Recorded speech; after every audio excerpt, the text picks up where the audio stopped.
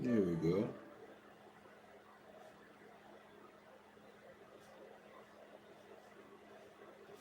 Like I can't get my...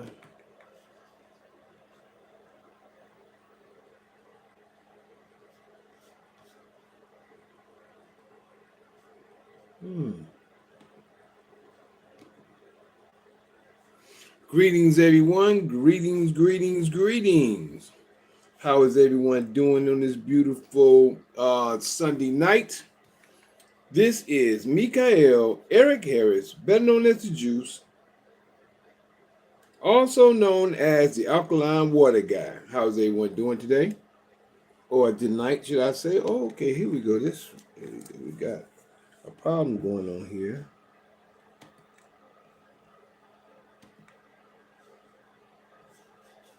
Something happened to my Instagram.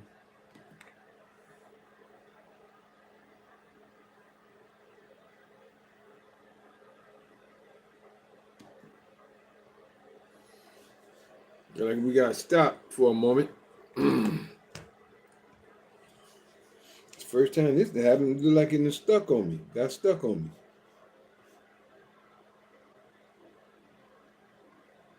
me. Other than that, how is everyone doing tonight? Shalom, shalom, Shabbat shalom. Not Shabbat shalom.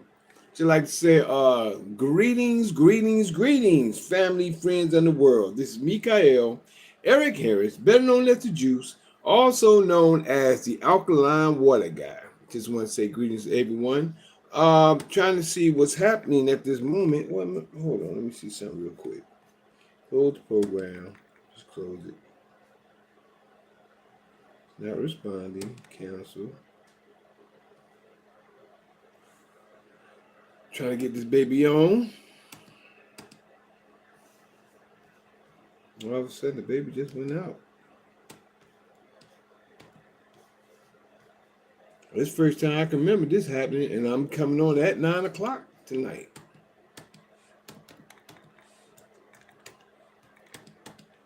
Well, we'll see what happens in a few minutes. We'll come back in a few moments, see what's happening. Don't know what's going on. Don't know if the internet has been interrupted or not. So, other than that, sorry about that, everyone. This is Mikael Eric Harris, better known as the Juice, also known as the Alkaline Water Guy. Tonight is Fight Fire with Truth, which is open conversation. This is open conversation, and tonight we're here to share information on. We're actually doing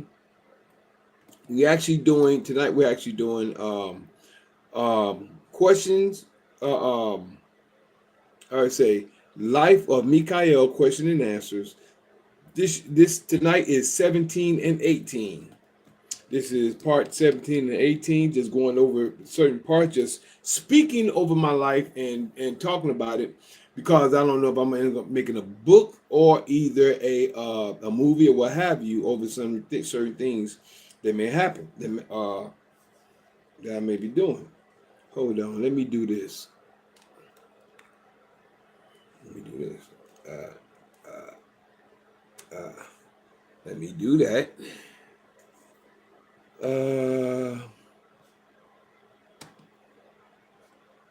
Try this again. I hate to do this. This just happened, y'all. Just froze on me. And I hate to have y'all in the middle of this. But sign out. Then we're going to see what happens. I'm going to have to redo it, come back in. So other than that, tonight is Fight Fire with Truth, which is actually open conversation.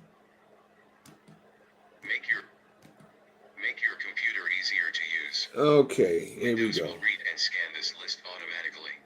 All right. Press the spacebar to select the highlighted option. Okay.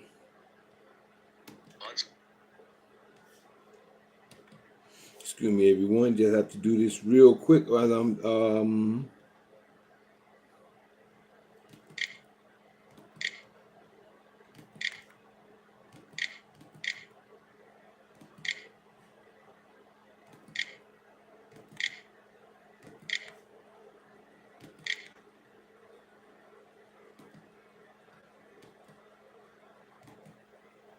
All right.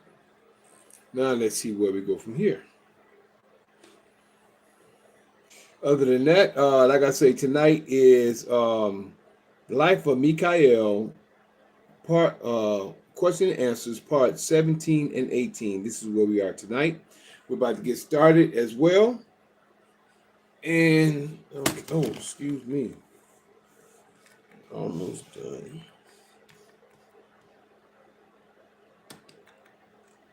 All right.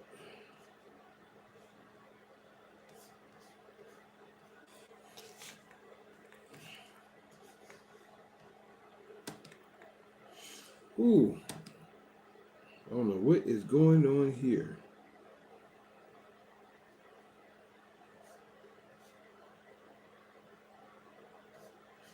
Okay.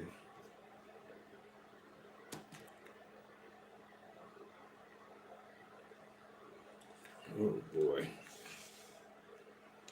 I'm sorry, y'all. This one got me at I won't say a disadvantage, but at the beginning rate, starting everything back up. I had to get everything back on point. Okay. We may be back in service on the Zoom in one moment. Sorry, everybody. Got y'all up in the mix. Don't know what ended up happening. Okay. All right.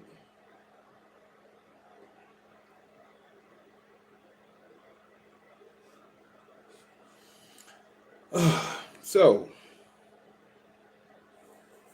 and here we go.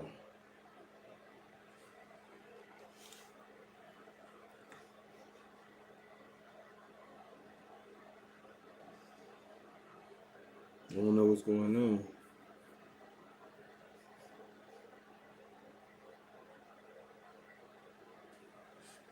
My Zoom is really messing up on me. I don't know if it's the area. No, it's not the area. We're in a new area as well in the house.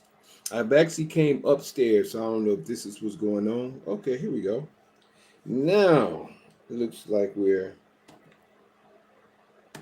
Recording in progress. Now we're back on point. I don't know what happened a few moments ago. Glad recording's in progress at the moment. Now I feel more secure. And I apologize, everyone. But now I had to cut my computer off and cut it back on because we got stuck or something happened. But other than that, thank you, Zoom, for now you're in. Zoom is back on. And now we can get on with the program. I'm sorry I took a few minutes off trying to get everything together. But now I feel comfortable. So, again, let me redress and come back again as I was sharing. This is Mikael Eric Harris, better known as the Juice, also known as the Alkaline Water Guy.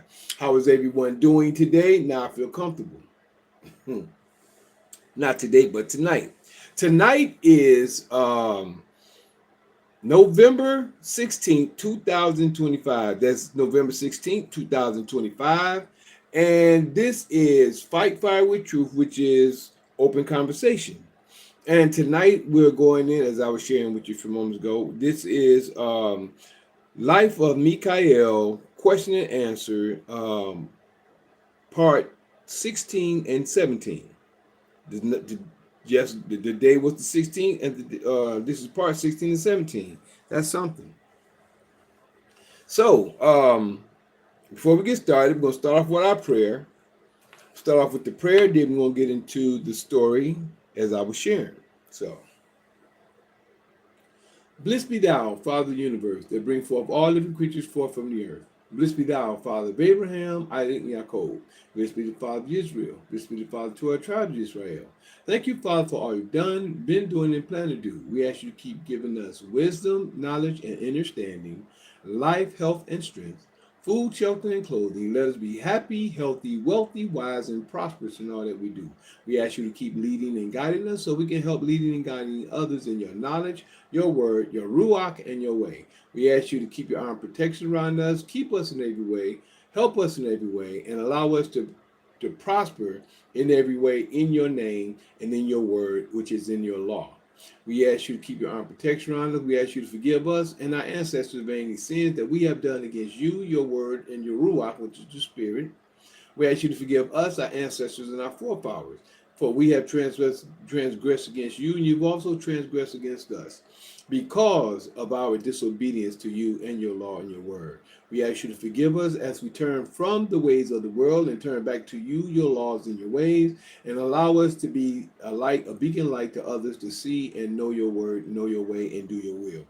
We ask you to help us in every way, whether it's physical, mental, emotional, financial, or spiritual. In all these things we pray.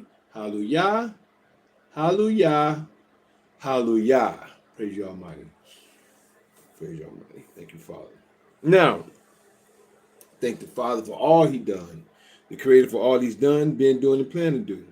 A lot that has happened and been going on in the earth, and is going on in the earth. But all depends on where you stand with the Creator, in His Word, and with Him. And this is, like I said, I shared when I was in Europe. Before going through my spiritual awakening, I made a promise to the Creator. I asked Him if He brought me to the truth, I will put the truth in songs in writing and give it to the world. It's up to the world to accept it or reject it. And as He brought me to the truth and knowledges I've come to know according to His word and according to prophecy and the will of the Father and the things that we're going through today, I've come to understand a great deal of information. I'm not saying I know it all, but I've come to understand a great deal and things are happening in today's time. So, it was some weeks ago, about 8 weeks ago, if not 9, excuse me, a brother named G1, he's not on tonight, or as of yet. G1, I was telling him some things about, he was asking me some questions about my life, and I was, giving them information and things I've been through, things I've experienced, and things like that. So he said, man, you ought to talk about your life. I said, hey, I plan on doing something like that, making a book or either have a movie or something like that, because I've been through some things, Excuse me. I've been through some things in my lifetime, and I would like to share.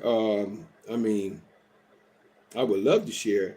It'd be a lot, that I can share compared to the things I went through spiritually as well as physically and mentally and emotionally and a lot of other things as well. So I'm just thankful to be here today to be able to speak on those things and to share the life history story and to share what the Creator has allowed me to come to know to bring to the world, to the people.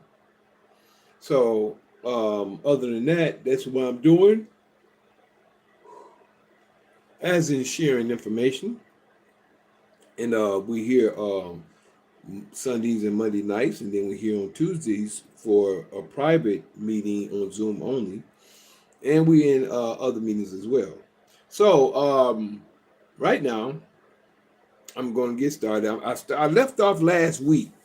Last week, I was sharing information about my story, life story, and I was in Atlanta. And this was around, I remember, from what I remember leaving off at, I was talking about Desiree, which is my long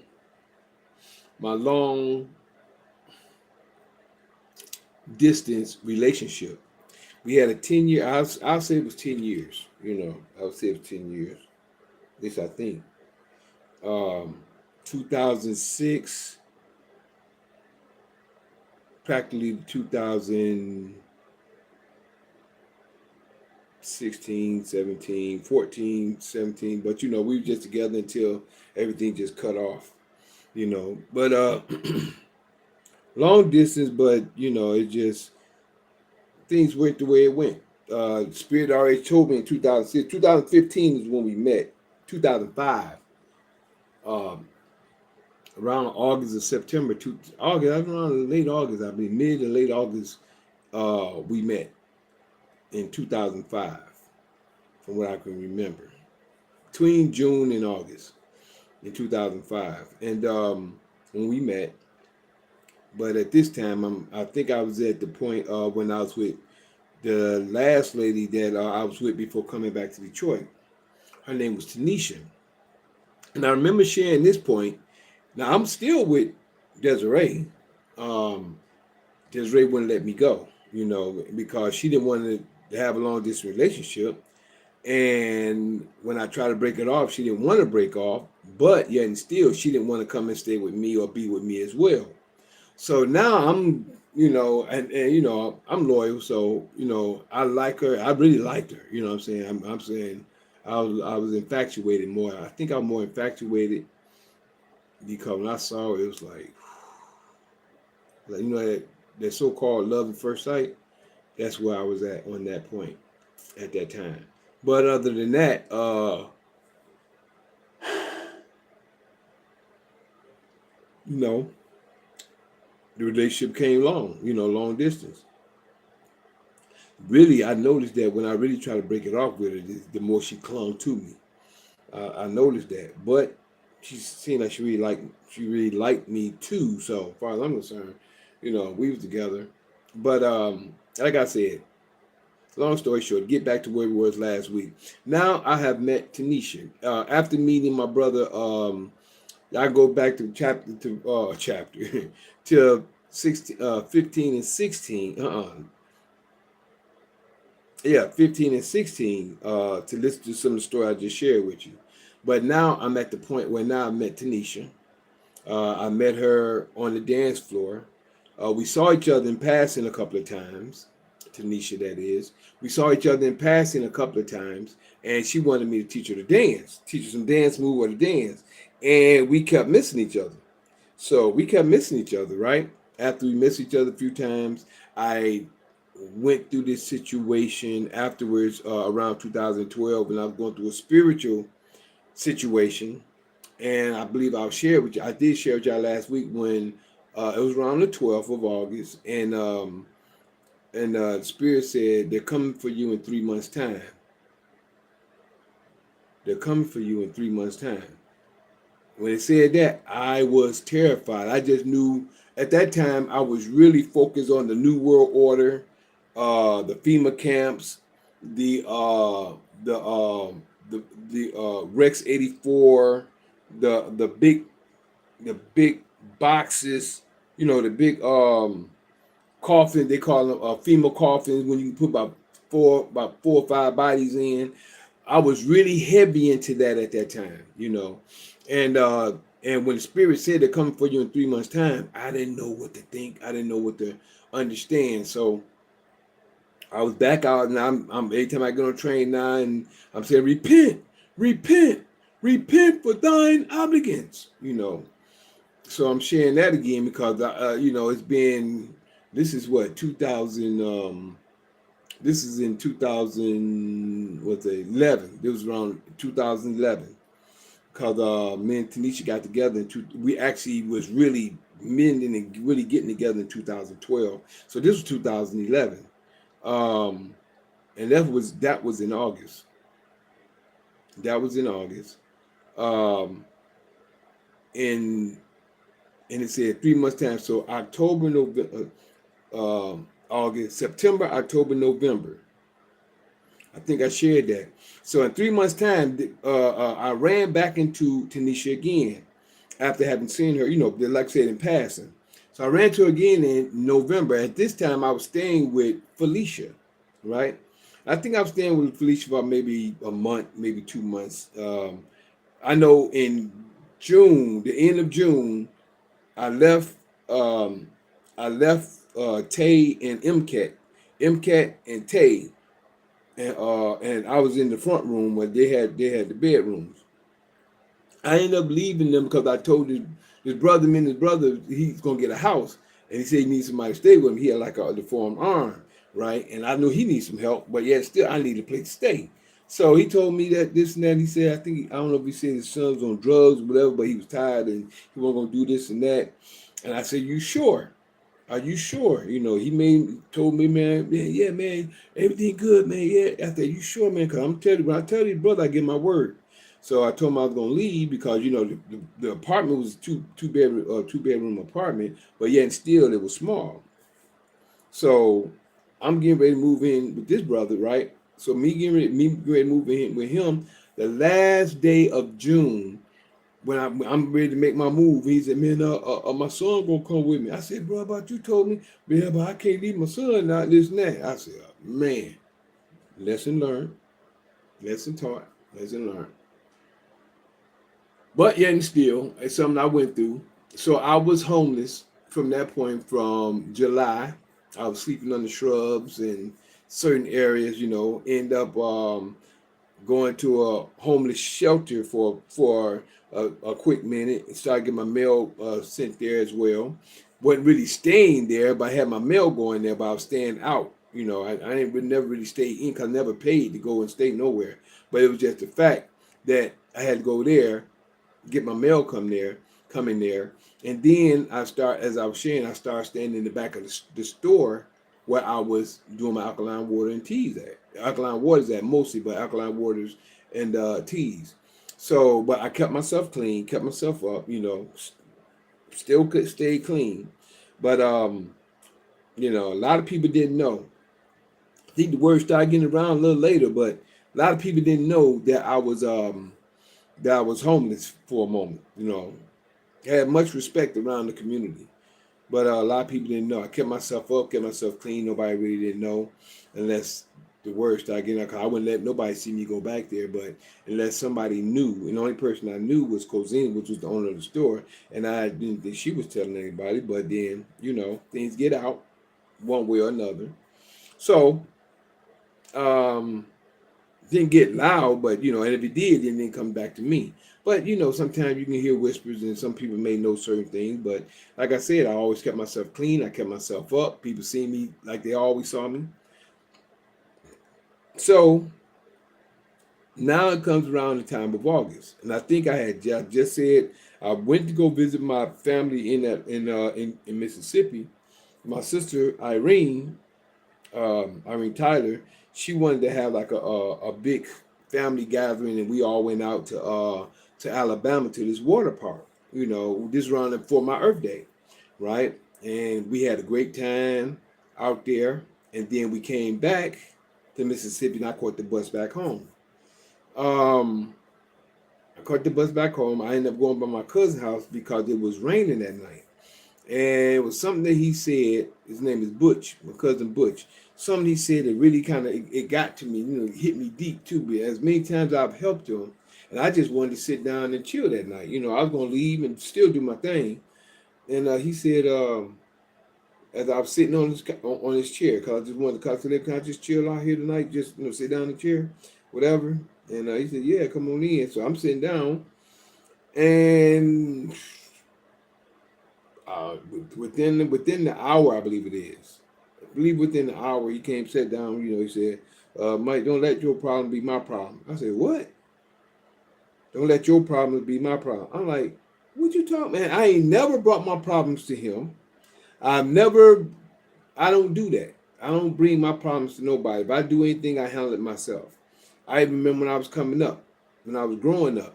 One of my cousins, my cousin Nina, it was a bully on my street that he was older than me, he was bigger than me, but he would always try to call himself bullying me, and I remember giving I popped him one good time. I think after that one good time, I think he left me alone, but it was like a little while long situation going. But my cousin told me, why don't you go get Maine? Maine's my oldest brother. Actually, the house I'm staying in now is actually his house. So I'd rather give my funds to my family members than just be giving it to anybody out there in the street. So, and my brother know who and how I am. So, um, my cousin Nina said, "Why don't you go get Maine? Let Maine tell Maine to go tell him." I said, "No, that's all right, Nina. I always handle my own business. And any of my family that know me, they'll tell you I always handle my business. I never ran to get nobody for nothing. Matter of fact, I took care of stuff for my family. You know what I'm saying? If anything went down, I was there. You know what I'm saying? So that's the type of person I am and was and am today. So what ended up happening was I went back home for a minute. Went back to the past for a minute. That was when I was younger, younger before the story that I started before I started this whole story for real. That was when I was young. So where was I at before I jumped back to that? Because that right there took me back. My mind went back there for a moment. So I was talking about Tanisha. I was talking about oh me moving, me standing in the back, and I don't know where my mind went right then. It got totally off the subject, but I just was telling you about me handling my own business. Oh, my cousin Butch. That's what it was. My cousin Butch. And he said, "Don't let your problem be my problem." I'm like, "What?" And he know that because I always took up for him and that as well. And matter of fact, him and his brother both they're tall, you know. But I took up for them, and I might as well say taught them how to fight. I'm the oldest under my mother on my mother's side of the family. I'm the oldest. So my biological mother side of the family, I'm the oldest of the family, you know. So on the cousins and cousins and nieces and nephews, I'm the oldest. So cousin when he said that offended me. I said okay, I just left. I got up and I just left. Like I said, I didn't have nowhere to stay. So I ended up. I remember it was something going on that night. Couple of things went on that I saw. Now, I don't know what it was, just little arguments or whatever. And one time I thought I heard a gunshot. I remember just laying on the cement ground, and then I ended up going back to where I was staying at behind the store. I ended up staying that night, but it was raining outside, so it was cold. So I remember that. That was right after my Earth Day, and I made it back home. Then that's when August 12th, around August 12th, somewhere around those days. Something happens around that time all the time. But around that time, the Spirit said, they're coming for you in 3 months' time. I hadn't ate nothing the whole day. I was going across town to get gallons to make my waters for sales at the store. And when the Spirit said that, and I was at Kensington Station heading back, I already got the gallons and everything. I was at Kensington Station heading back to the store, in Little Five Points. And and after that happened, it was a few things happened at that time. Um, but when that was told to me, I was terrified. So, and at this time, like I said, if I go back to last week, we had like a couple of house party on the roof at the stores.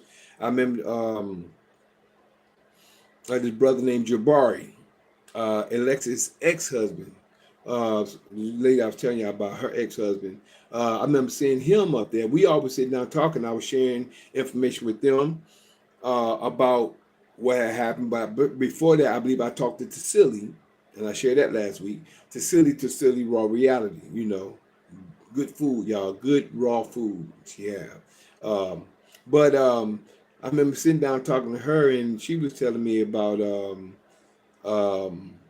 just talking about the tanks and certain things going on.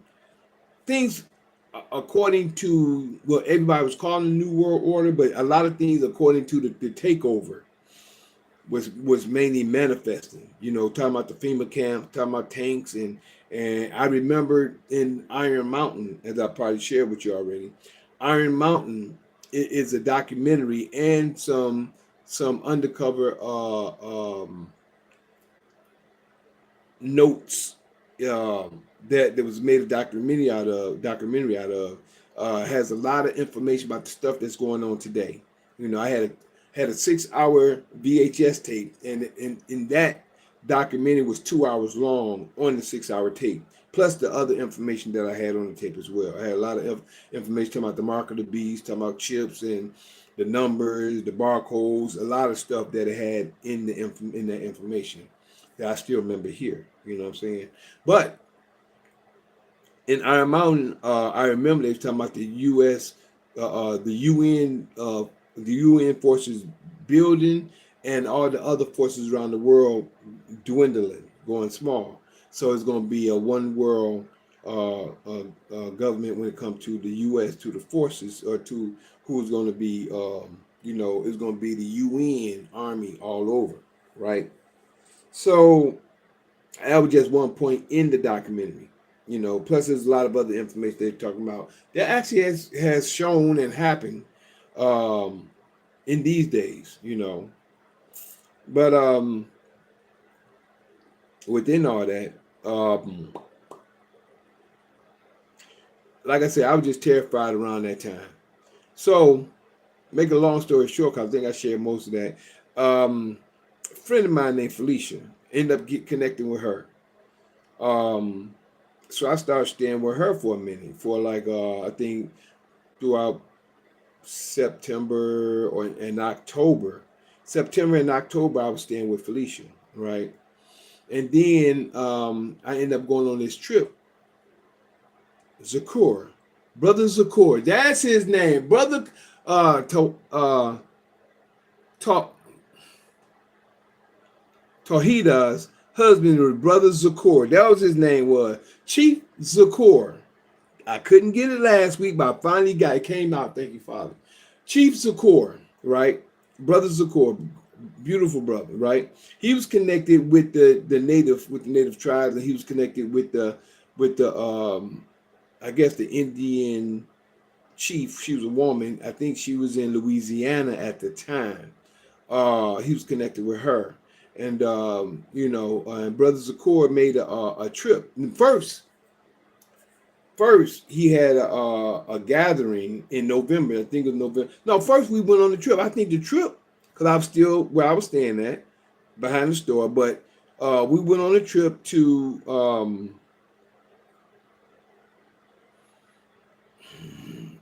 I think it was from where Bill Clinton and Hillary Clinton is from. I think it's from there. I can't remember the name of. I think it was Springs, Water Springs, Crystal Springs, Hot Springs, Missouri. I think it is. I think Missouri. I can't remember exactly. I think it was Missouri, but that's as far as I know. One Arizona, because one way out there, wasn't in Arizona. So I think it was Missouri or that's as far as I can remember, you know. But we went out there for a trip.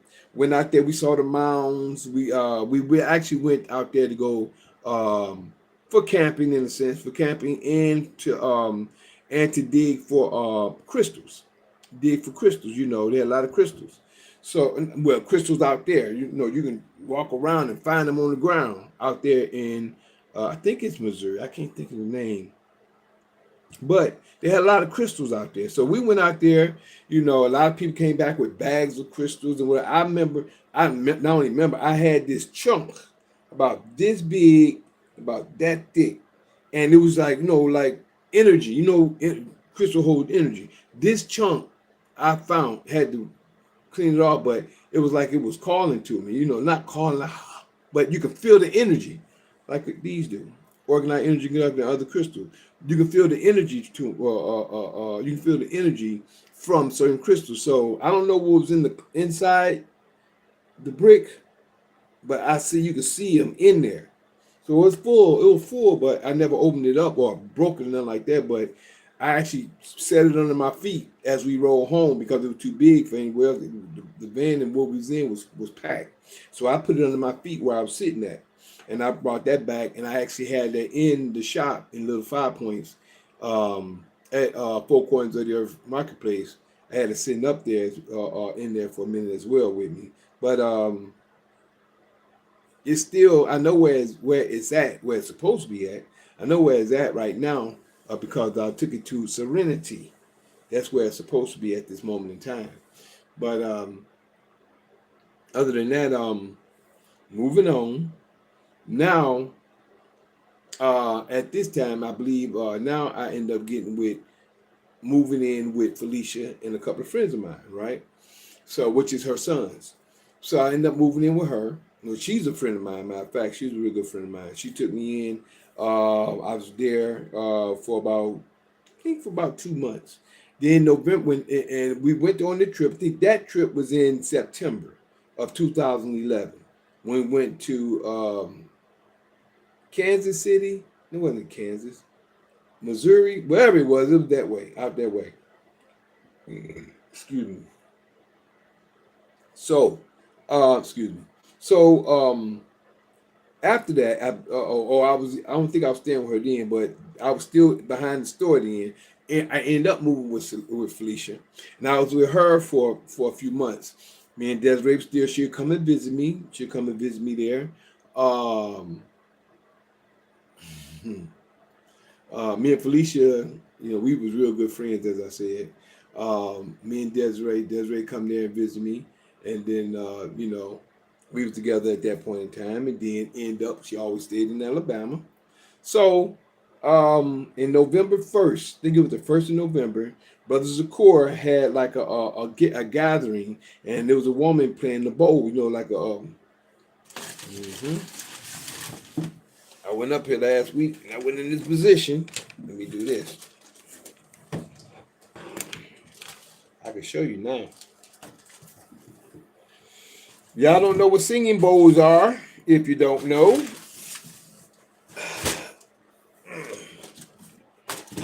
got my box next to me now. Before it was behind me. This is a singing bowl. I actually got two.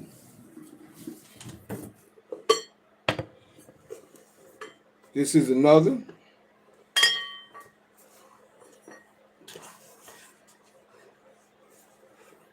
Singing bowl. Let me see if I can hit it for you real quick.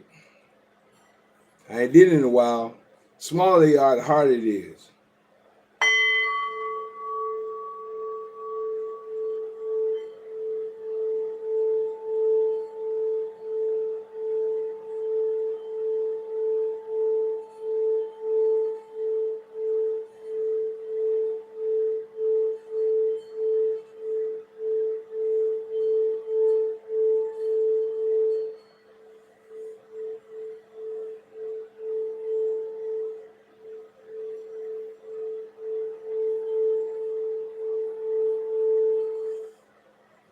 All right.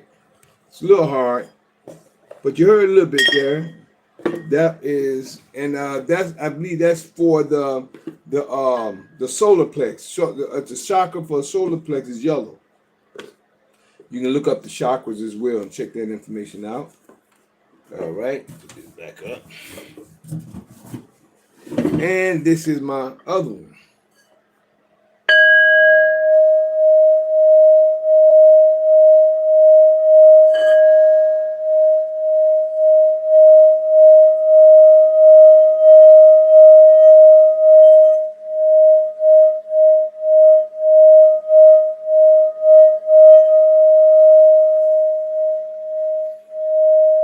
These are just like their bell. They're healing instruments. They are to heal. They help healing. They are healing instruments as well. So I had that for some time. So those is with this lady, but she had a lot of them, small ones, bigger ones. She had a whole lot of them, right? And it was like a little symphony she was doing at his house, at our brother Zakor's house. Brother Zakor and Tawhida's home, right? So she was playing those, and we just had like a session, and everybody's had to sit down, they're having their conversation and things like that. Just mainly a lot of people's more conscious conversations and things like that, right? So now we was having conscious conversation, and like I said, Tanisha, she was with this guy named Sun Ra, right? Called his name Sun Ra. Cool brother. He was cool brother. But I don't know what happened. Looked like in process of time within the next 2 months, November. That was beginning of November. Between the end of November, beginning of December, because this is hot in Atlanta now. It's not cold. It was warm. So, like I said, I ended up going. Me, Keith, and we ended up going jogging. Me and Tanisha was connected.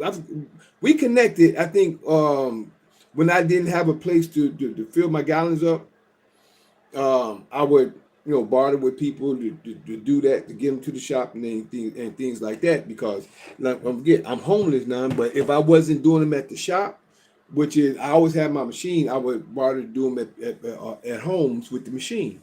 So, but I always kept made sure everything was always up to par. You know what I'm saying?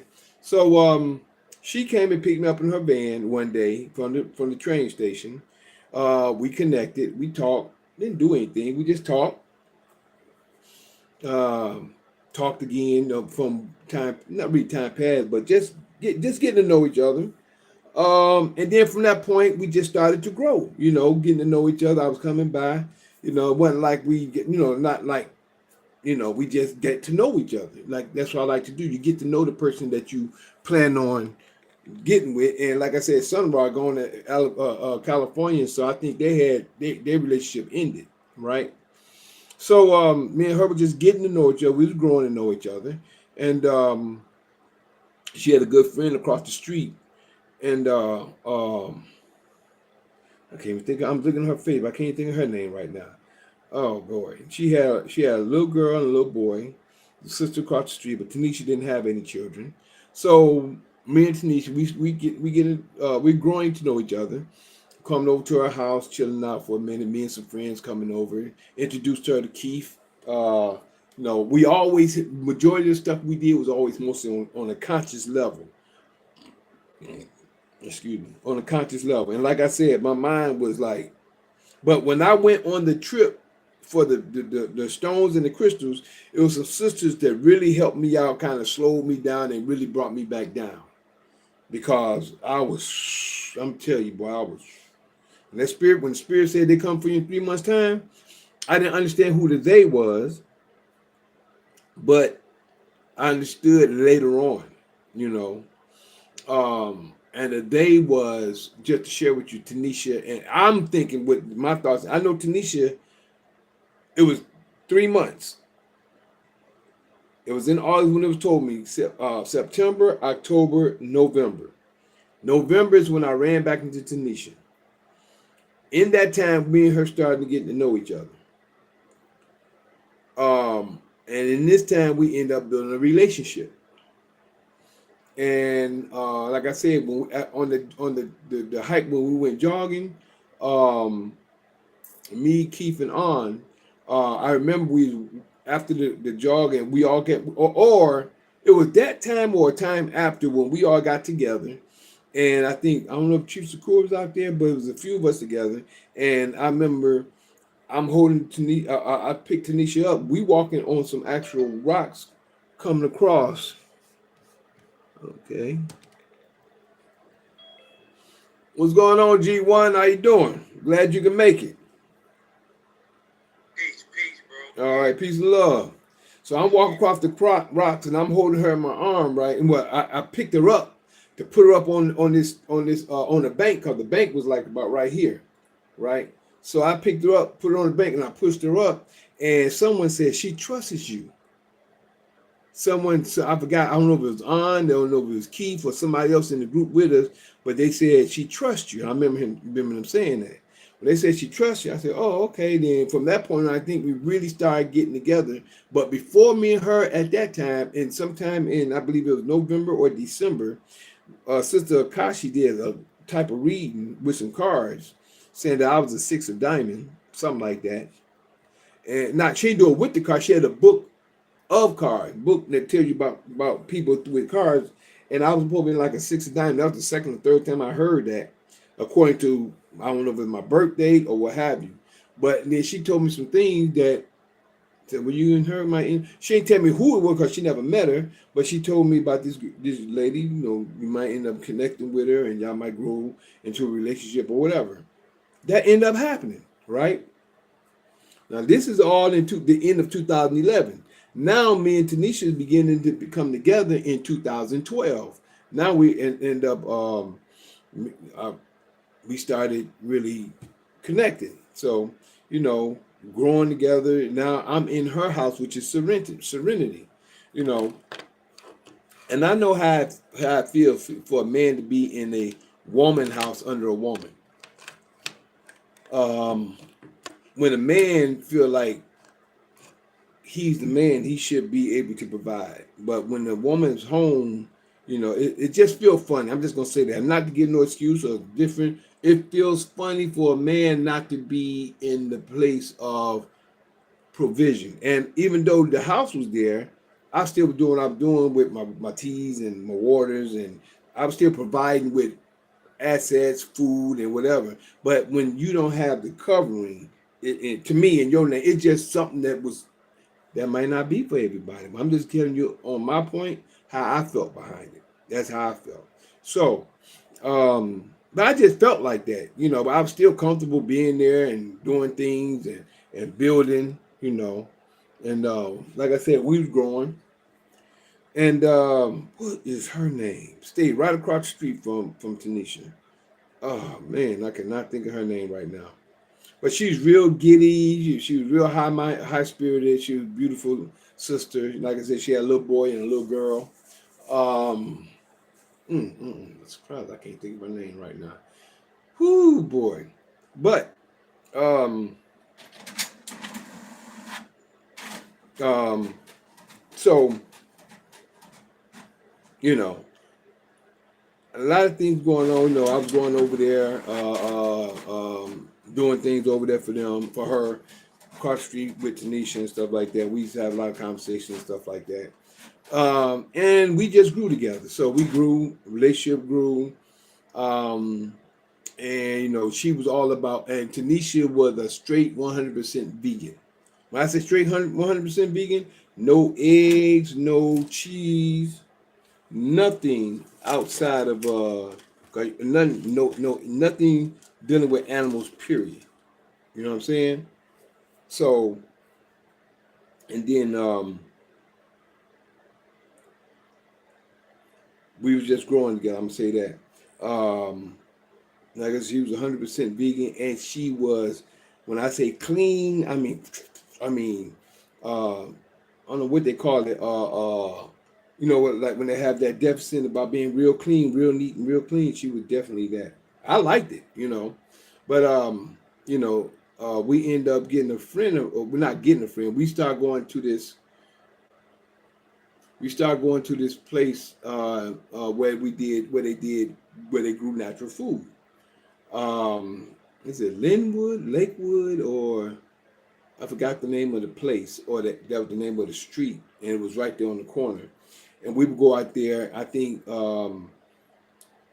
we would go out there. I think we were selling food because we weren't growing food, but we would go out there to purchase food, and we go out there. I think to help them as well. We go out there to help. So we was more community based, you know. And Tanisha, she was really good when it comes to, when I say making food, and when I say making a platter, making a plate, and she could cook. When I say cook, she could cook vegan food. That girl could cook. It was good. Boy, she used to throw down, and she used to just try stuff, do all kind of new stuff. I remember one time this guy named Todd, somebody that she knew, ended up coming, and like I said, she had an open house, so she had a lot of friends she knew. So some people would come and stay at Serenity, and they had their own room, but they would come stay at Serenity, which is the name of the house. This guy named Todd, and she made some. What would you call it? Some hummus one time. You know, Todd is like, man, no, this. I tried to eat it, but that was the first time doing it, but it wasn't. I tried, but they said, man, you don't have to eat that, man. It ain't, but that was that. That just hit me. I just thought about that, and I thought about it as I was talking about her making food. That was the only something that I could say she made that wasn't good. But that was her first time trying it. She was good at trying new stuff. But she was I'd say she was a chef. Now I'm gonna say she was a real vegan chef. She was good. She could make some food, boy, and I'm telling you. So she was a beautiful person. She was a beautiful spirit. I would say semi feminist. If she was a feminist, you couldn't tell. You couldn't tell unless you are with her. But I'm still me. I'm a man. That's the reason why I say when you got your own place and you be in a certain type of way. But she was always a woman. That's why I say semi feminist. She wouldn't say she was a full feminist. She was just more. But I wouldn't say knew her place, nothing like that. She was a woman. She was a woman, and a touch of feminist with it, but she was a woman. She was a good woman, Um, no, I was just not in a good place, you know. But when we was no, we was together. We was good at first, and I don't know. I went into a depression. I just want to share that. I went into a depression. It got to the point I didn't even want to go to work. And this other brother came that she knew. His name was it Marvin? I forgot his name. I could see his face, dark skinned brother. He came. Me and him, you know, I'm friend with everybody. So um, I'm just gonna say, he, you know, another brother. He ended up coming. She had a lot of brothers that she was friends with, you know, that I was cool with. You know what I'm saying? Became cool with, being friends because I was getting to know her, and this was her life, and I was actually in her life because that was her house. I'm there in Atlanta. I don't have no family there. Me and Butch, we really, like I said, me and Butch, we weren't dealing with each other. Not on a hateful, nothing like that. Just that I distanced myself from him because after that comment, I didn't really want to have nothing to do with him. But I do remember when me and Desiree was hanging, and at one point in time, because she would always come, but this was before Tanisha at the time. This was, I think I was still. This was after. This was around the trip. There was I was with Felicia at the time, not with her, but I was staying with Felicia at the time. But this was around the time between the time of me being homeless and being over Felicia's. And me and Desiree, she came to visit me. And me and her were together, and I was talking. She said, and it was like the spirit was talking to her through me, through her to me. Say, yes, anything can happen, and this and that. You ought to go tell him this and that. Cause Butch, he may have met Desiree once or twice. Butch said, "Oh, it ain't gonna last. No, it ain't gonna last." Well, it didn't last because of her, you know, because she didn't want. But the whole thing is, the father told me to leave her, put her out anyway, back in 2006. The spirit did, but you know, but Butcher, it ain't gonna last when he first met her, you know. But she didn't know he said that, and I never told her he said that whenever he met her. But at this point in time, in between that time, as I was sharing with you, I'm coming back. Um, she told me, she said, you'll never know what's gonna happen. Spirit told you that, and well, you know, Spirit told me that, and I told her about him telling me uh about don't bring your problem to my problem. Whatever he said, you know, don't let your problem be my problem. And I ended up telling her that because she's the only one I was really with that I could talk to because she was my lady, you know. But she was long distance. So next thing you know, we was together. She said, "You all go talk to me." So we went by there, talked to him. Hey, how you doing? You know, I hadn't seen him, and he knew I left, and I was upset when I left, but I never said nothing to him either or about it. Well, I just knew I was pissed. So I did see him, say, "Hey, whatever, whatever," spoke to him or whatever, and she took me by the house. We did, and then I left. So a lot of times, I think that she was there for a purpose as well. Desiree was in my life for a purpose, even though I was supposed to put her out in 2006 and didn't, and she kept hanging on, and I kept saying she was, to me she was fine. And a lot of people that met her, man, she tight, she was something, she's hot. A couple people I know is she's hot, man, she's fine, and you know I said yeah, you know a lot of people, like I told you, this other brother, he said, man, she like Jesus. Hey, what you talking about? They never say you're gonna see Jesus, or you never see Jesus, and he appeared. And it's like that what he was like. That what he was like. He was shocked because I always told him, and he didn't believe me. A lot of people didn't believe me when I would tell him I got a woman. You know, she don't come around all the time, but I got a woman. But when they finally saw her, they was kind of shocked to see her. So, and that was very few that did. But back to Tanisha, I just wanted to put that in there because the thought that just hit my mind. Um, at that time, at that moment in time. But like I said, this other brother, he came from I think New York, and I don't know if her and him had a relationship before or not, but you know, I don't let that bother me because if I'm there, and I know that nothing else is going on as far as I know, you know.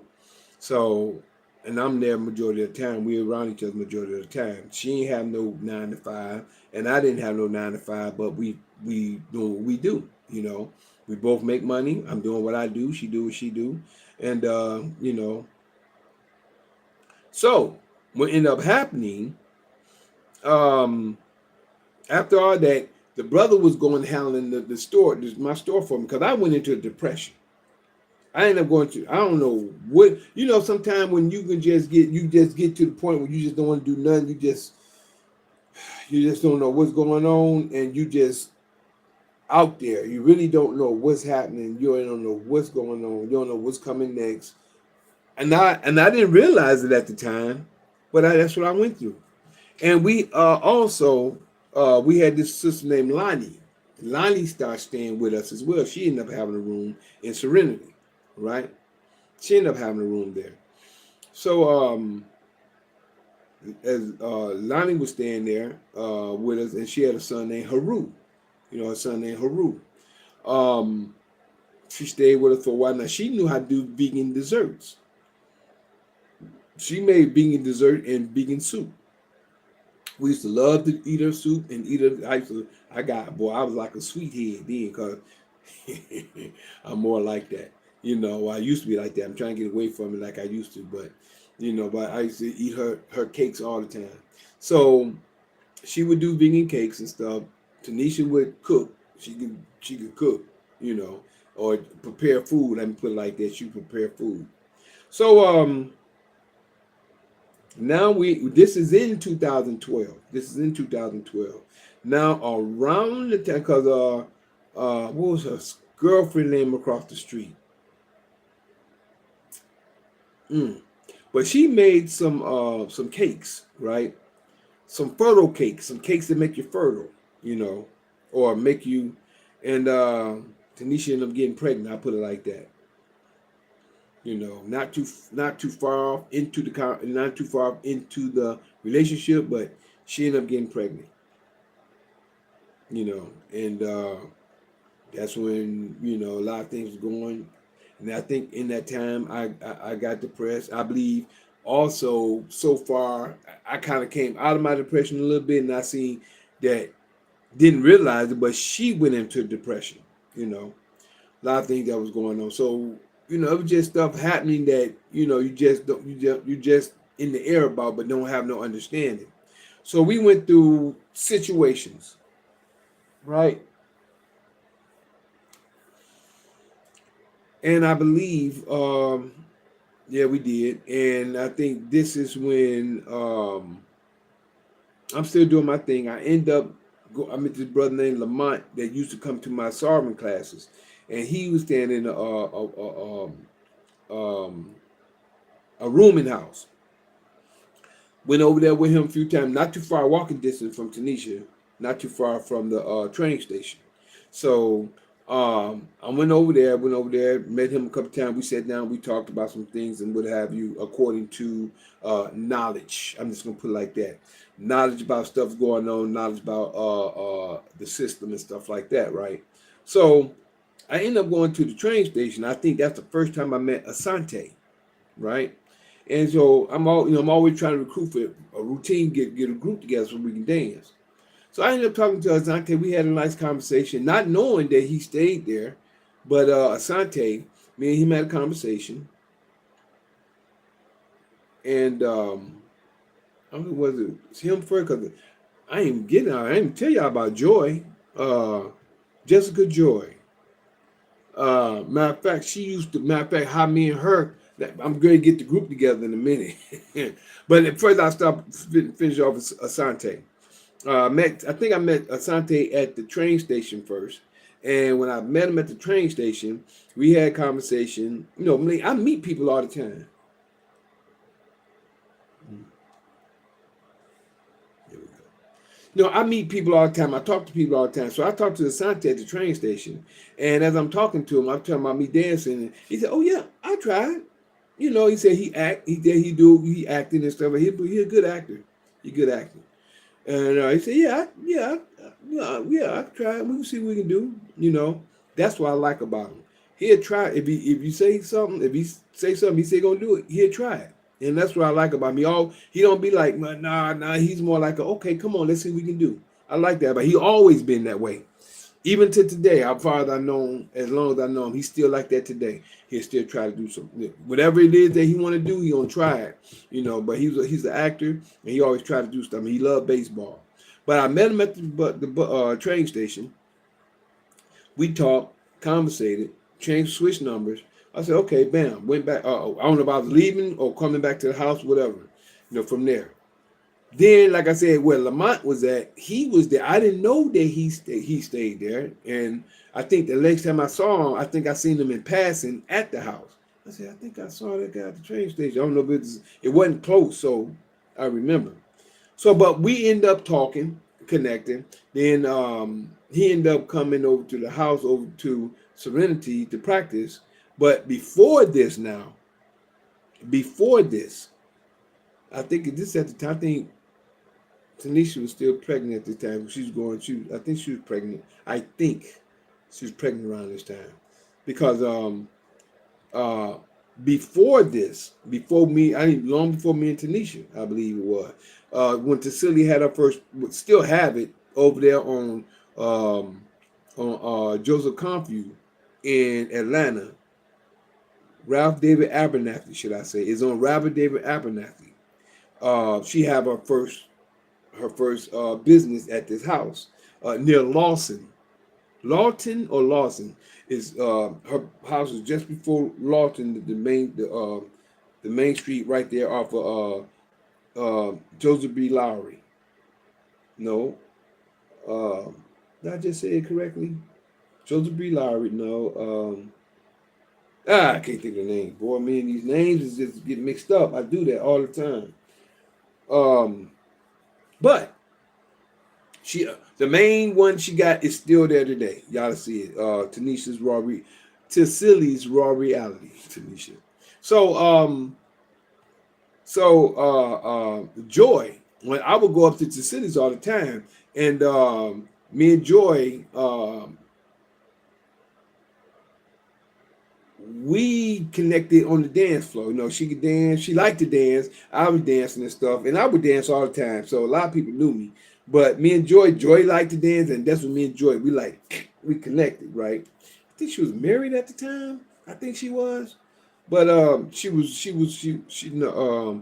like a little chef herself. I say little chef. She's like a chef herself, but she's short.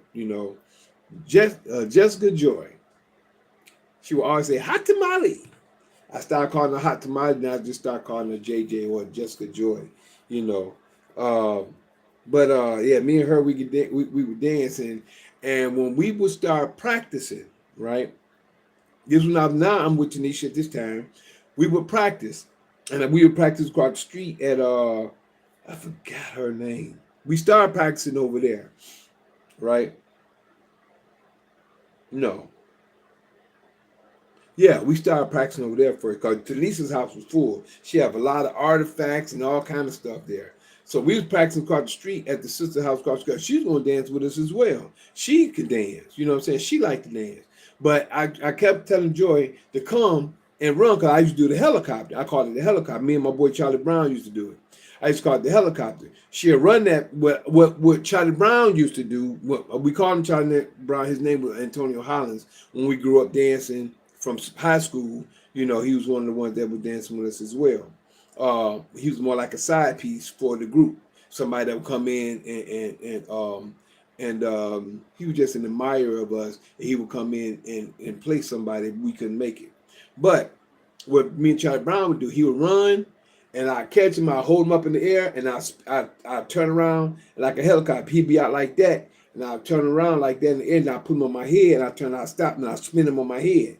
I'd stop, and I'd spin him on my head. Now, Jessica, I was trying to get her, she was scared. She was like, I'm scared. So she'd come, she'd run, she'd jump straight like that, she'd hop like that. I said, no, jump. I said, I tell you what, jump hard, jump like that. Don't just jump straight. Jump like you're jumping on my head like you're going to fly. Then she jumped. I picked her up like that. Right? I had her up there. I said, I got you. Now hold your hands out and open your legs. She did that, and I started going around in circles. She said, oh. And then she started. She's a dancer, but she had never done that before. So I had her up like that, right? I put her on my head, and I put her down. Oh man, she liked it. Said, I want you to run and come. So she ran. I caught her and I put her up like that. After that, she went. I broke that fear. I broke that fear. She get around me and she said, ah, she know I can't. Bam, I got her. Bam, I got her. She know I had her. She broke. I broke that fear. She had no fear about when it comes to when I say, come on, let's do this move, let's do that move. Come on. She was on it all the time. She was my number one when it came to doing those routines, right? So so uh mm, mm, mm. So I finally got her to do that. We was practicing over there, and then it was if y'all know blue pill, you got red pill and blue pill, right? Red pill and blue pill. Blue pill had a sister that he was with. I don't know if it was his wife or with him, but she had a son, right? Um, Start with a J. Can't remember his name either. Young brother. He's older now. Look, it was at least about 10. I know it's way over 10 years. Shit, about 15 years now. So he must be at least about 25, if not almost 30. I don't even think that late. No, I don't even think that old. Let's give it if it was at least 15 years. He was about 7, so he would be about 21, 22, no more than 25 now. No more than about 25. Justin, not Justin, because my son named Justin. I remember that if it was Justin. But it's something close. I forgot. But I think his mother's name was Nedra, I believe. But Blue Pill was and him and her was Blue Pill and her was together. And the young man, I had him in the middle. We was all dancing. I had him up front or either in the middle. And he caught on. He was dancing real good. So we did what, 2 or 3 shows while we was there. We did about, matter of fact, I think we did a few of them because we actually did something at the hair thing down at the Civic Center. We actually performed there as well. So, we was making a name for ourselves. And I think this was before Asante got with us. Then when Asante got with me, Jessica, Asante, and it was also Devon. Devon is another brother that ended up getting with us, and we started performing around town, doing different shows and stuff like that around town. Um, and we call ourselves Smooth Bodies in Motion, the same name I had in Germany, but that's the only thing I could come up with because I'm not good with names. You know, that's the name I came up with. Well, reuse, shall I say. So our names were Smooth Bodies in Motion. We actually, if you go on YouTube, no, if you go on Facebook, onto the groups, if you go on the groups on Facebook, you still pull up Smooth Bodies in Motion, and you can see that. Matter of fact, you pull it up on YouTube too. You'll see us performing at Centennial Park and some other places as well. But Smooth Bodies in Motion, SMOOTH space BODIES space IN space MOTION. Smooth Bodies in Motion, and you can be able to see us on. And don't forget, it's a group. And you can see us in that group on YouTube, and you can also pull them up on pull some of the videos up on YouTube. So, and check them out. Just wanted to share that. But we perform, and we started performing across town and doing certain things. Actually, I have a couple of videos as well with us. Our first video, I remember the first video with Asante, me, and Joy. I don't know if Devon made it or couldn't make it. What happened? That he didn't make it, but he couldn't make it at the time. But we did that. That was our first video, and I still have that one. But then we did a few things around town. So that was Smooth Bodies in Motion in Atlanta. And until I came home, we was growing. Matter of fact, you'll see on there when I was around in 2014, 2013 at this time, I believe this was, when we did the first show. That was in 2013. 2014 is when I had my own place. But between that time or after that time is when, or around that time, in all that time, is when Tanisha was pregnant. We end up going to, now we get into another part of a vision that I share that I like to share. Now we're going into 2013. This is in 2013. This is in January. January 2013. Tanisha pregnant. And we end up going to Virginia. We end up going to Virginia, right? To be around her family. This is her pregnancy. She pregnant. And like I said, we both was going through a little something, not against each other, but we both, you know, she's depressed. I'm depressed. I was depressed. I'm kind of coming out of it with my dancing situation. A lot of things was going on. Also, before me and Tanisha got together, I was still like couldn't leery. She helped me as well when I first got with her in this book called Now. It's a book called Now because a lot of things, like I said, that was still on me about they're coming for you in 3 months' time. And when I got with her, that is more like when it kind of this uh the piss of it kind of faded. Let me put it like that. It kind of faded when I got with her. She gave me the book called Time of Nine. Like I said, we was all into knowledge and information. She was sharing other things with me that kind of got me calmed down. So when they were talking about they're coming for you in 3 months' time, I believe that they was Tanisha and the baby. Tanisha, and when she got pregnant, because it wasn't too long after into the relationship, she got pregnant like around about, we really got started getting together around about December, January. She got pregnant around February or March, you know, so it was really kind of quick. So when they said they're coming for you, I believe that they're coming for you in 3 months' time was Tanisha first, when me and her got together, and then we grew, and then next thing you know, she got pregnant. But like I said, that was around that time. Now we're coming into January of 2013. Now, in January 2013, now, in all this time, when it comes to the dancing situation, this was later on, like in the latter part of the year, going into of 2012. It wasn't the early part, but everything was building. All that was building up to that point. I think our first performance was in March. It was in March. It wasn't March 2012. Cause it was March 2013 was our first. So that was after the baby and everything. That was after that situation. But yeah, that was in March 2012. But no, 2013. March 2013. Right. It was in March 2013. So that was after the situation. But now in January 2013, we ended up leaving from Atlanta. We went to Virginia to be around her family, right?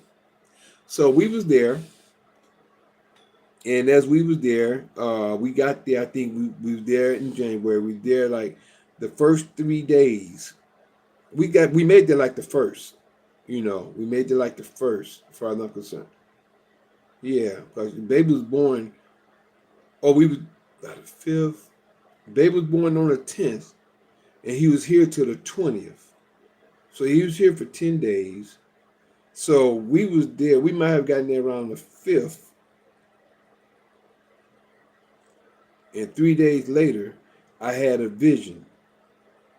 Vision, dream, yeah, it was a vision or a dream. And this is when I was, I talked about the zero tolerance. And in this vision, I was asleep. And I think I shared this, but I'm gonna share it again. But because we're where we at now, we're at the point now. So we're there. We there for a few days, talking to the family, getting to know everybody, what have you. We actually got, matter of fact, Opal. What was her name? I was saying her name a few days ago. I said she passed. She was our not nanny, but what they call it, our women that she was an elder. Man, what they call them that carry they have the baby. It's a woman that they give a name that they have they birthed the baby for you. I forgot the name. Not handmaid. But she passed a few years ago. Within 3 to 5 years ago, she passed. Mm-mm. Can't think of her name. But she rode out there to Virginia with us. Um, and she helped us get the place clean. When I say clean, which is you wipe down everything, bleach down everything, clean up everything because they say your spirits around when you don't have. And I'm not saying the place was dirty. I ain't gonna say it was abandoned, but it was one of the family homes that nobody was living in. I'll put it like that. No one was living there, but family would come every like when family come in town, that'd be a place for them to come. But nobody had came there for a while, so all we had to do just come there and just fix it up, get it together, just move stuff around, clean up a little bit, not saying that it was dirty or anything like that, filthy. It was a nice place. It's just that nobody was there, So that's what me and Tanisha was staying at. I would go out and they had nice some woods behind us. Went out and get wood, and I actually make a wood at the fire. I make fire for the fireplace for the wood. Take wood and build a fireplace at the fireplace and keep the place hot. And it was nice. We had a good time. Good time. Had a good time at the time. That's memories. And them like them winter wonderland. This was in Virginia, so you know how it is. Like when it snows, how it just look beautiful when it snows and stuff like that. That's kind of like a memory from stuff like that. But what ended up happening was, I think 3 days after being there, after we may have made it there on the 5th. 5 days later, I think she had the baby, which was the 10th. And then 10 days later, the baby passed. But in between, before she had the baby, I know it was I think it was the 3rd. Or 3 days later, because the 3rd of January is my biological father's Earth Day. But I know it wasn't then. But it was the 3 days there. I know it was 3 days after being there, I had a dream or a vision. And that I was asleep. It was a panel. Several people were sitting on a panel. I was like in the room over here, but I could see in the room where they was at, and there was like a lot of people in there as well. So I think a door was open, but I just knew that they made a sentence of a guy. It was a guy there who was being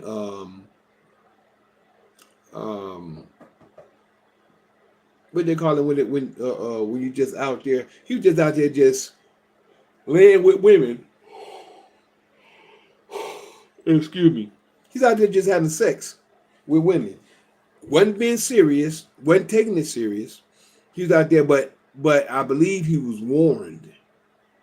This is in the community of our community. We was coming together. We became a nation. We started knowing who we were. We started keeping the law. We started, but I think this person didn't take it. He took it for granted or what have you. I don't really know how it went. I just know that when they had the sentence for this guy, they pulled him up, and they was talking about that he was laying a lot of these women and not being responsible. So they sentenced him to death in the vision. They sentenced this dude for death. So I think they adjourned everything. Everybody's coming out. Now I'm outside and people coming out and they said, I remember this elder that I remember seeing in Atlanta. He said, yeah, he's supposed to get the death penalty. Yeah. And then some other people like, well, I don't think that's right. And I don't know. And me, myself, I was just like in awe. I was like, man, we just not becoming a nation and they giving them the death sentence. And I just woke up like that from the dream. Right. So I ended up telling the dream to Opal. I think her name was Opal.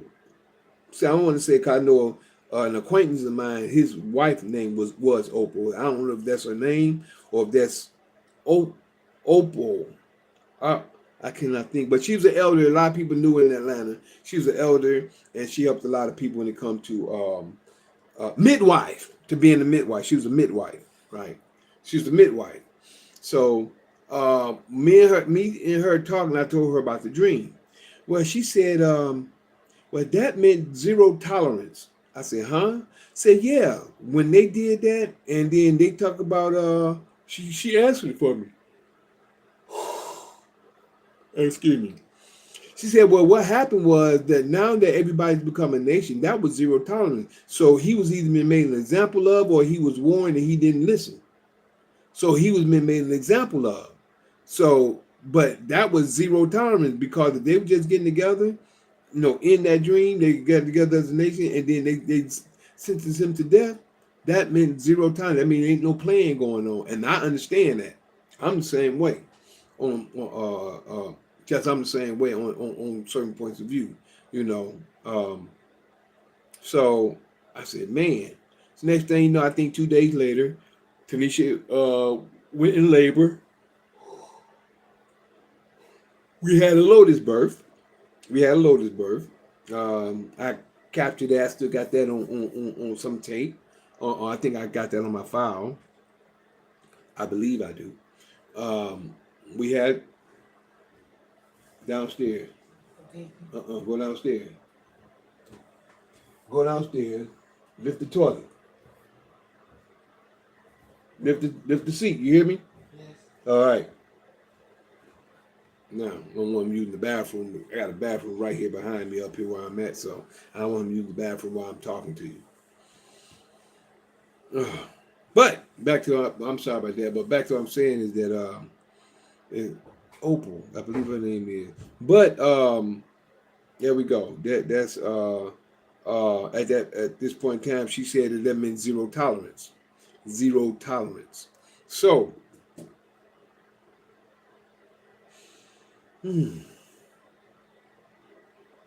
she said that. And after that, like I said, 2 days later, she had the baby. Well, we had the baby.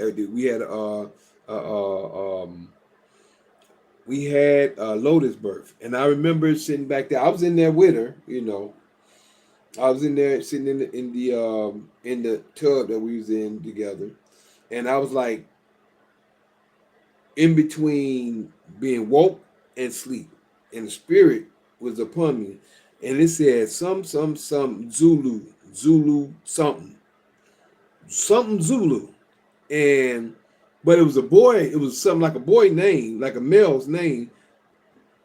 I was like, but it's gonna be a girl. We thought it was gonna be a girl. We never went and got it checked out because we didn't deal with the system. We thought it was gonna be a girl. We said Zulu something, and just before, right after it said Zulu something, she said, "It's a boy." I was like, man, we both were shocked. So we had the baby, and she was kind of overprotective. But the baby was here for 10 days. We had we had placenta stayed on the baby. We put the placenta in a pot while she stayed in the bed with the baby and everything. But like I said, the baby was here 10 days, and she wanted to come up with a name. What came to me was Mikael. You got a Mikael. He just left. That's my Mikael, my youngest son. But Mikael came to me at that time, right? And she said no, she wanted to name something else. She wanted to give him another name, but she wanted the name to come to her. So what name came to her was John Nathan. It's J-A or J-O, not Jonathan. It's John. J-A, Jonathan. J-A-N-A-T-H-A-N. That wasn't Jonathan, not Joe Nathan. It was John Nathan. So it was John Nathan. So that was what we called him. So, I forgot when. I don't know. It didn't come right off, but it came like a few days later to her. But what was in my spirit was Mikael. That was just in my spirit. So his name was Jonathan Mikael Harris. That's what we called him. But he was here, like I said, for 10 days. And then he ended up passing. But we ended up finding out he had a blood situation, that his blood was real thin. And I was thinking, man, if we'd have cut the cord, he'd have bled to death, because we didn't know. And I just leave it right there at that. So we tried to get him to, this situation happened. I broke down. We had the funeral on the 23rd. He was born on the 10th, passed on the 20th, had the funeral on the 23rd. and we both was, we both, and I could tell you, um, when the ambulance came, I don't know where we wasn't at our house. We was somewhere else at the time, or something happened. I forgot what was. I was down there crying. I was laying on the ground crying. It looked like I seen some black fog, black smoke over my head in the spirit, not over my head, but up in the air. While I was crying after after the baby had passed, I'm out there crying, crying, crying. I'm breaking down. Now it happened to just see some black smoke. Uh, It wasn't right over me, but it was up a little like way up, but just like less than a house distance, a little bit lower than the house, but further up, more than the ceiling, but less than the top of a house. I seen some smoke in the air, black smoke. You know, I was like, man. So we both, we had the funeral on the 23rd, and then we end up coming back home. And I think after that is when we started. That's when that happened with Smooth Eyes in Motion. We really started practicing after that. I didn't really just jump into it, but it just kind of gradually started building. Now I'm doing this with them. I guess that kind of got my mind off of it a little bit. Still doing the alkaline water and tea, but now I'm dancing now. So that is more like my outlet. That was more like my outlet 'cause I'm a dancer. So that was more like my outlet at that time. So time go on. I I'm gonna tell you something. I seen a vision. I seen a vision while me and Tanisha was together. Now, some person, I don't know if I should put in there, but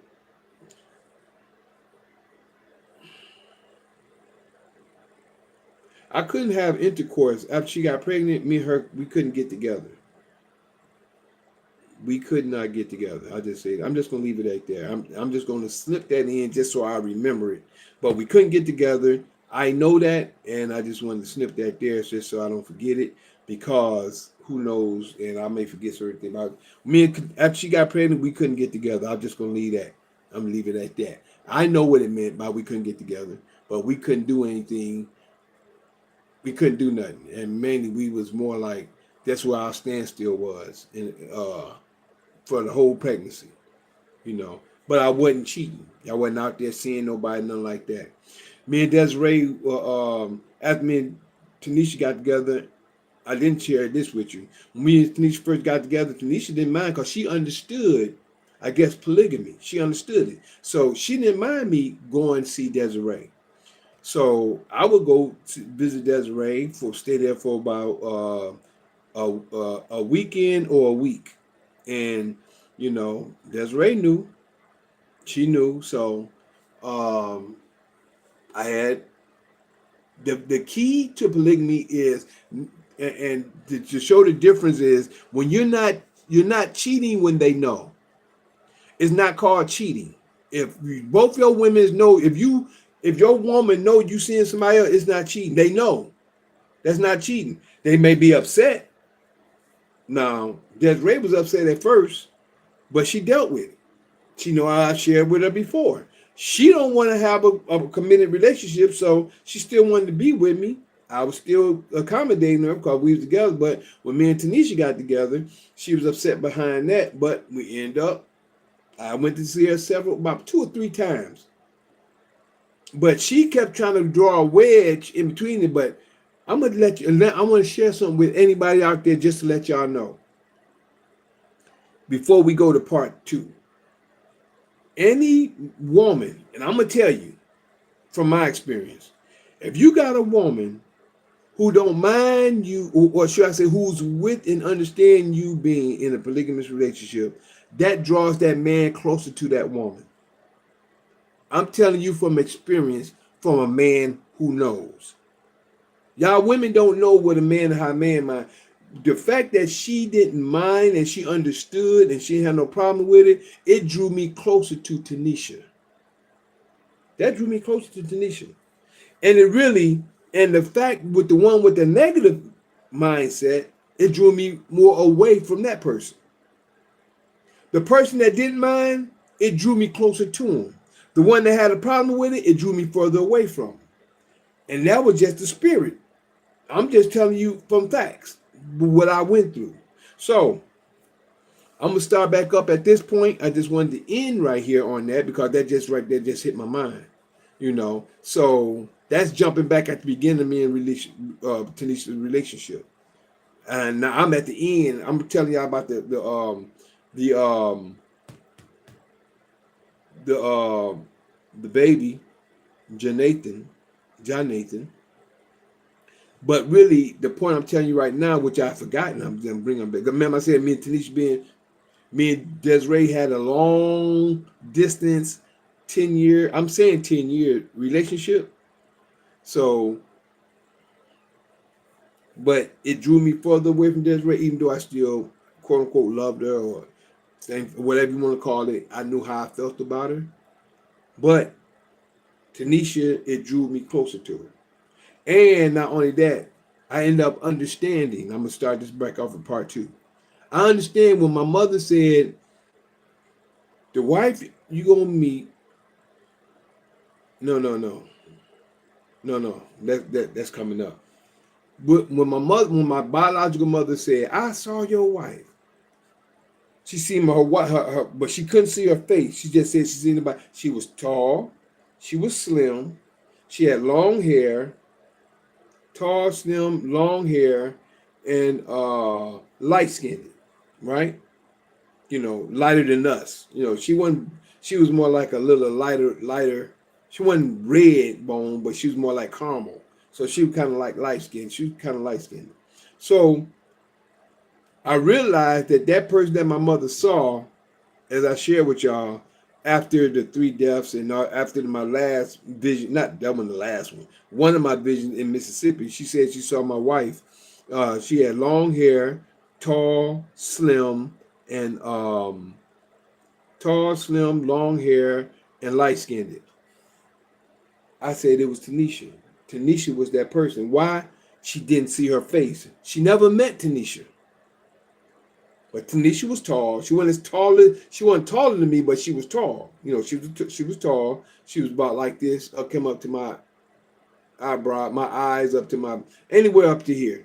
She wasn't short. She was tall. She was like I said, caramel, kind of light skinned. She had long hair before she cut it. Before she cut it kind of low, and it's probably growing back now. And she's slim. She was slim, right? So that was Tanisha, and that was the situation at that point. So what I'm going to do is I'm going to pause this right here for Zoom, and then we're going to end it for Facebook, YouTube, and Instagram, and we'll be right back in a few moments. And don't forget that I am that Mikael in Daniel chapter 12, verses 1 to 3. Yeah, that's me. Showing the holy people who they're really supposed to be. Waking them out of their dead beds, which is really in their heads. For all of you who's living in the new, this is for you. I'm that same Mikael in Revelations 12, battling that red dragon where Satan dwelled, who deceiveth the whole world but prevaileth not, because the horn is blown without a doubt.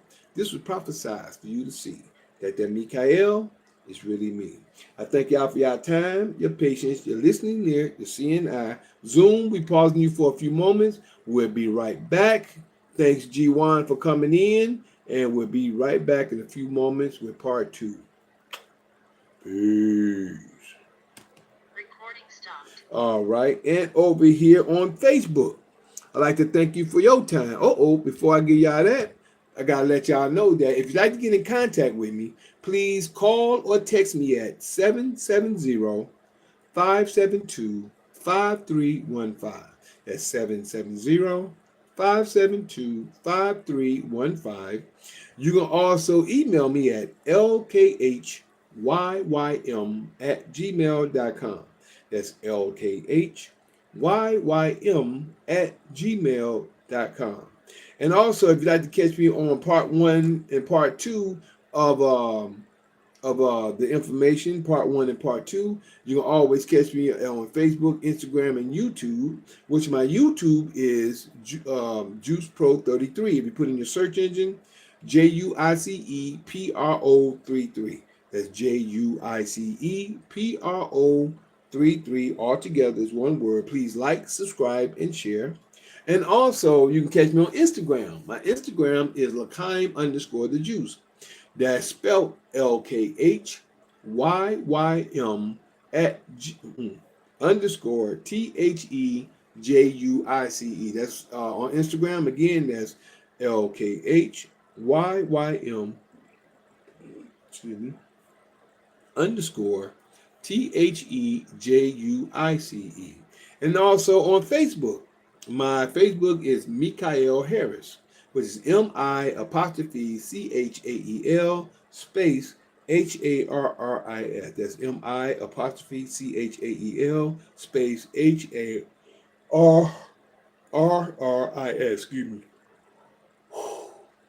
That's Facebook, Instagram, and YouTube. Now, if you'd like to see the full version, it's on from Zoom. The full version is on YouTube under video. The part 1, part 2 is under the live, but the full version is under video on YouTube, still under JUICEPRO 33. That's Juice Pro 33. Again, JUICEPRO 33 all together. And on my, please like, subscribe, and share. Don't forget on my Twitter, or shall I say X, formerly known as Twitter. On my X, formerly known as Twitter, you can catch me there at Juice Pro 33 as well, which is JUICEPRO 33. Again, JUICEPRO 33. Okay, and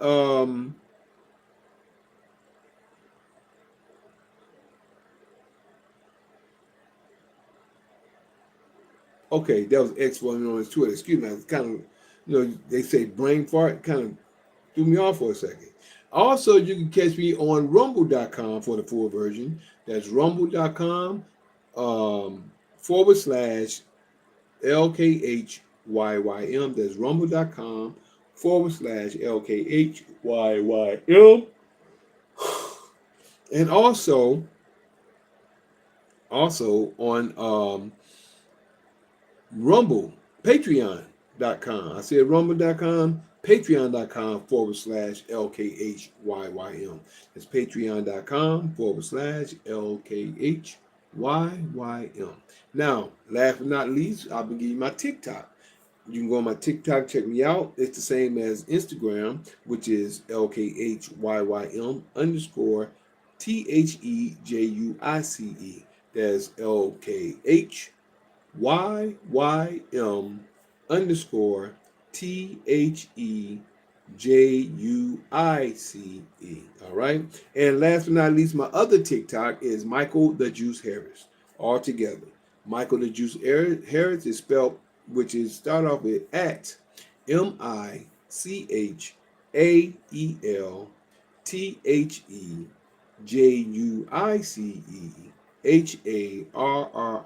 Again, that's at MICHAEL THEJUICEHARRIS.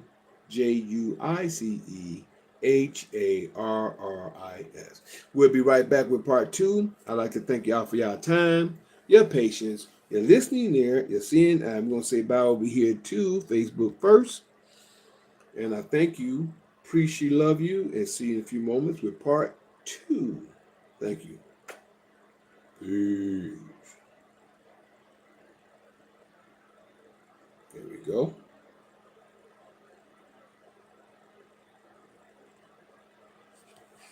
Over here on Instagram, I'd like to thank you for your time, your patience, your listening ear, and your seeing eye. Appreciate, love you in all ways.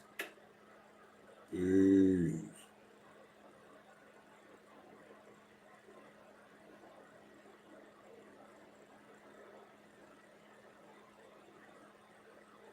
And for YouTube Live, I thank you for your time, your patience, your listening ear and your seeing eye. Appreciate, love you, see you soon, and always peace.